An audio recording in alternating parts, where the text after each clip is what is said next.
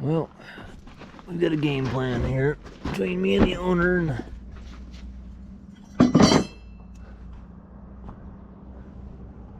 we're pulling all this out of here, and we're just plumbing it directly parallel and doing away with this valve. So that's what we're doing right now. Okay, I'm pulling lines and capping lines here. So basically what we're going to have to do here, you're going to need 2 T's on each line. So this is P1. P1, we're going to put a T in. The first one's going to have to be a male T. The problem we're going to have is we got 1-inch lines here, 4-wire 1-inch lines, high pressure. We got to go to 3/4 off the branch of the T, which shouldn't be too hard if they got the fittings. So we're going to need a male 1-inch on the straight part of the T and a branch to 3/4 to go from P1. Then we're going to have to put a female swivel T on the straight run part of the T, 1 inch, and then male on the other end, and 3/4 branch going that way for the other motor. But they're already teed back there, so then that T will hook into the line back here. So he said we don't need high speed, just get rid of it. So that's what we're doing. Hopefully it doesn't still stall out. I don't think it will, because it doesn't stall out in high speed. It only stalls out in slow speed in parallel. So that tells me there's a problem in this valve. It's not, and if there was a problem with the controls on the pump, it wouldn't matter what speed you changed, it would stall out. So that's my theory anyway. Let me see if I can find somewhere. I'll put this camera here and I'll have to edit it and get everything turned back around.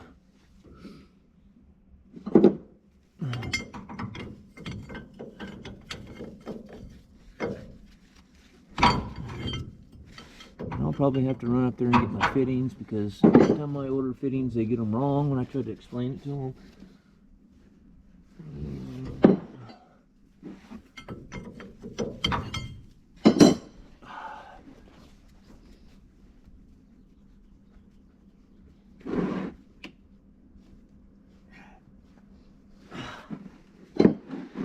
See, to be double jointed.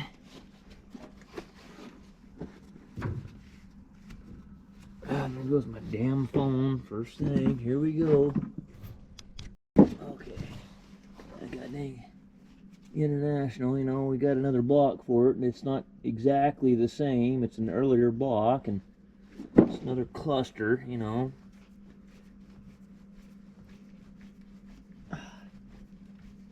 There's one fitting in the block that doesn't match up to the other one. I'm trying to figure out what it even does. And I don't know. I got to go down and look at the truck and.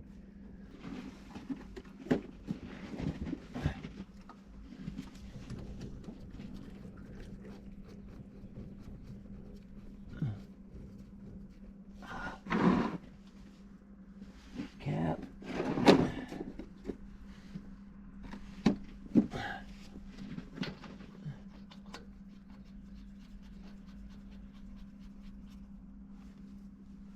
Okay, we're getting there. Do the other side now. Yeah, there's 2 more 3/4 inch lines on the other side.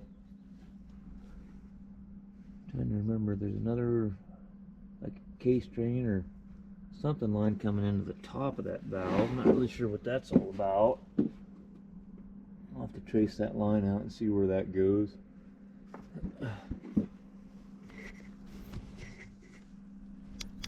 Well, I'm sitting here waiting. I was on the phone with hydraulic outfit up there, and so he said I wanted to go, because it's female coming out of this hose right here. So the only way that I was thinking I could really make this work is 4 T's basically.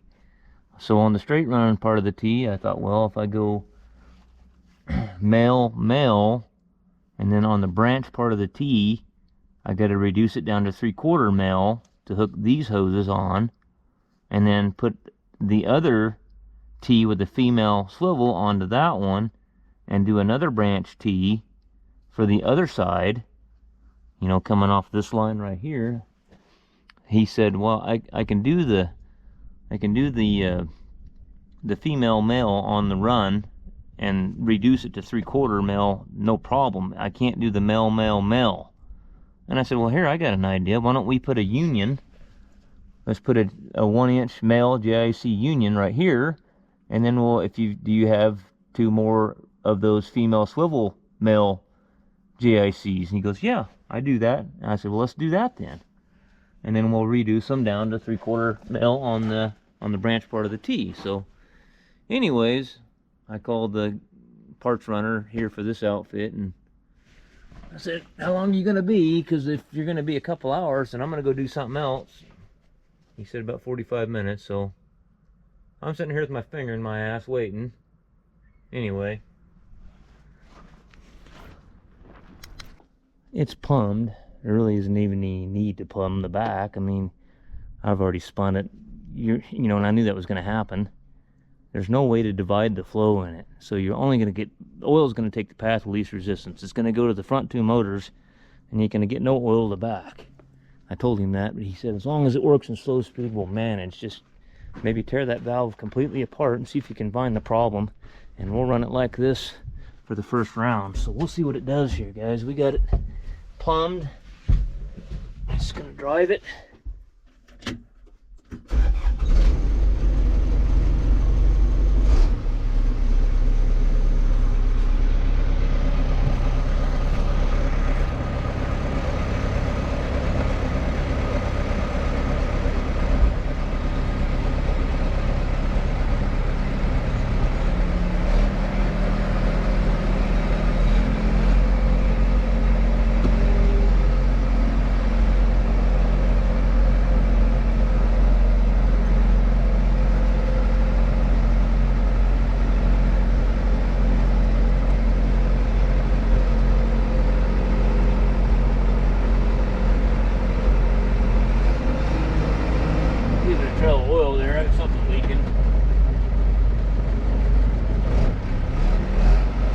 Have slow speed, it's not killing the engine.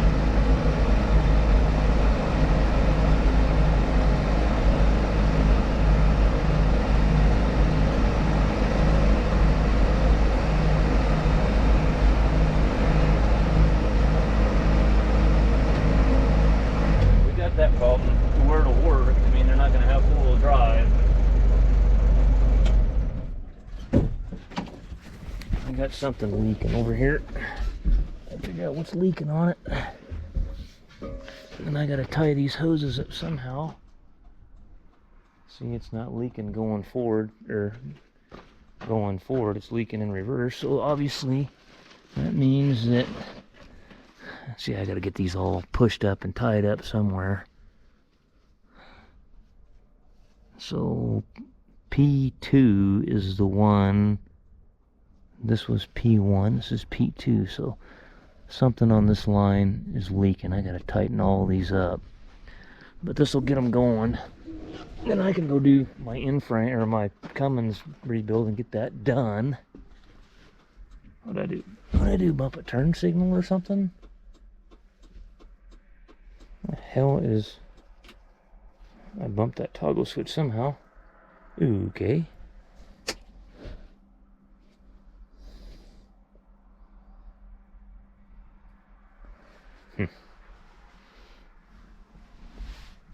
Okay. Alright, so we got stuff tidied up better.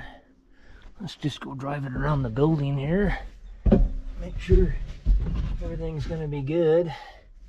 Where can we put the camera? Well, just as long as the door doesn't hit it. Yeah, just like that.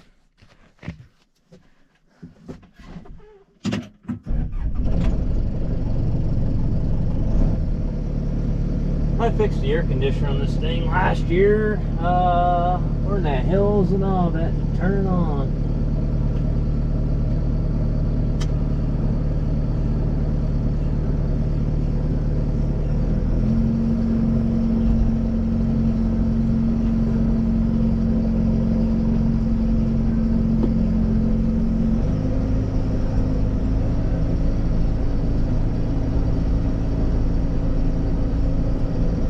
leaving a trail here. What the hell is leaking on this thing?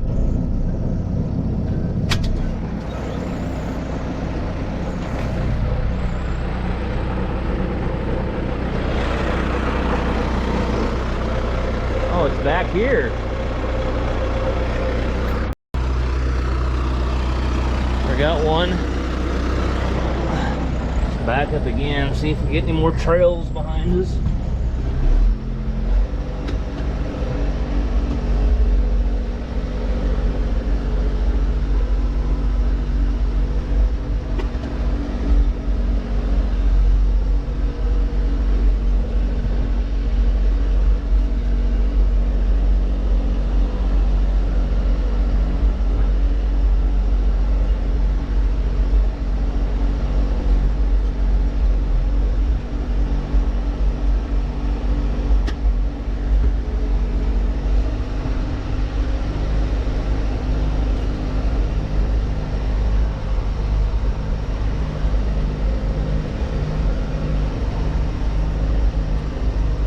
See any trail? Well, I don't know if that's residual stuff that's dripping from.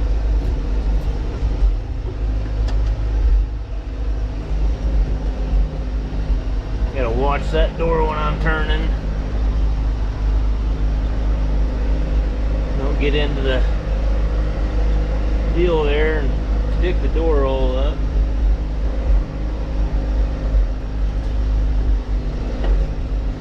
You know, all you really need for this thing's a flow divider. You don't need that 2-speed bullshit in this thing, really.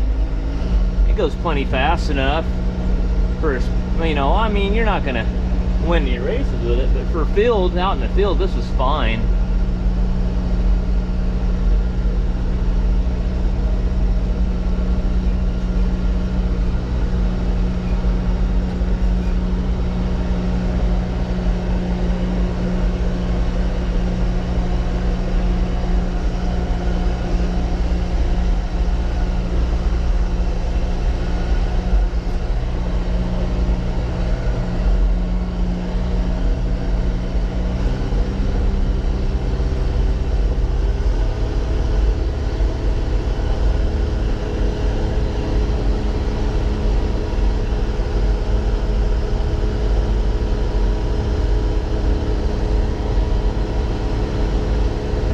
Yeah, you couldn't slow it down before. Now you can just creep just about as slow as you want to go.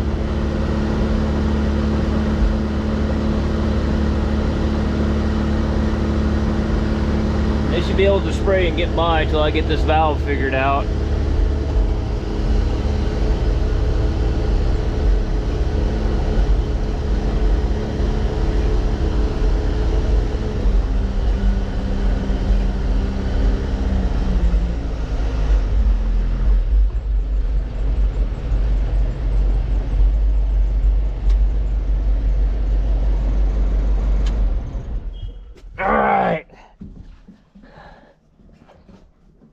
Pack up all my stuff and get the hell down to the shop. Try to get something done. I was in Lakeview all day yesterday working on Dan Decker's air conditioning and his bell wagon and his swather, so. Alright. Well, just a little follow up on the spray rig thing. So me and the owner started discussing it, and what we're gonna do is just the old hand operated flow control valves. We're going to build a plate on the side and plumb it again, and what we're going to do is just use two good old-fashioned hand-operated flow control valves, and we're going to put the inlet from P1, which is forward, going into the flow control, and then we're going to split the flow between the front 2 motors and the rear 2 motors for forward, and we'll do the same for reverse. We're going to have to make some new hoses and get that thing, and it'll work just fine that way, and it'll be simple, and you won't have all these logic valves and all this complicated over-engineered crap going on. And it moves plenty fast enough, and you could almost, I mean, he told me when he was watching, he actually pulled up after I shut the camera off and said, hey, just drive it back and forth in high speed. Let me see how fast it goes, and then let me see how slow it goes. So I did that for him while he watched. He goes, man, it goes about as fast as it did in high speed when the high speed was was working, and he said, let's just put them flow controls on. We'll make a plate over here, mount it somewhere off the frame, and we can set our flow to split the front and rear, and that way we got full drive, and it's all hooked in parallel. So that's what we're going to wind up doing. But anyways, I'm back here at the shop, as you can see. This is the old Tom's truck that we put the ISX in. He's been running a couple years now. He's only had a couple problems with this thing. Well, you know, he blew a rear end up in it not too long after we put the engine in, and we put another rear end in it for him, and then he had the NOx, the inlet NOx sensor went bad. It was probably bad. Probably wasn't quite right when the engine was put in, because it was a used engine. And now he's got a 3569 code, and it's got a doser line that's leaking on him. It's just, yeah, I did a doser override test on it. You can see the fluid just running out on the ground on it. So, but it's Friday evening, and my normal parts gal that's not in there at Kenworth, she's on vacation or something. I'll have to give her hell about going on vacation. You're not allowed to do that around here. But anyways, it's probably going to be Monday before I get a chance to get the right doser line. I think I put the longest one they had in there. They had 3 links of them from the doser pump to the doser, and I wanted to go.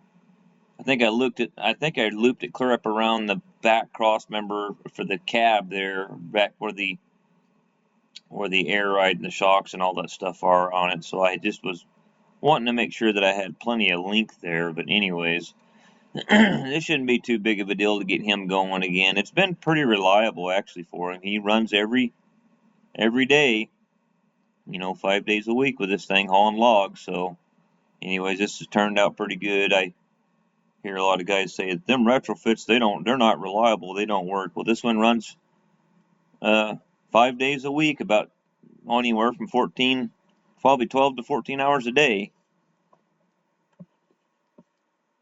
Anyways, thanks guys for watching, and I'll catch you on the next one. This ain't a very long video, but it is what it is.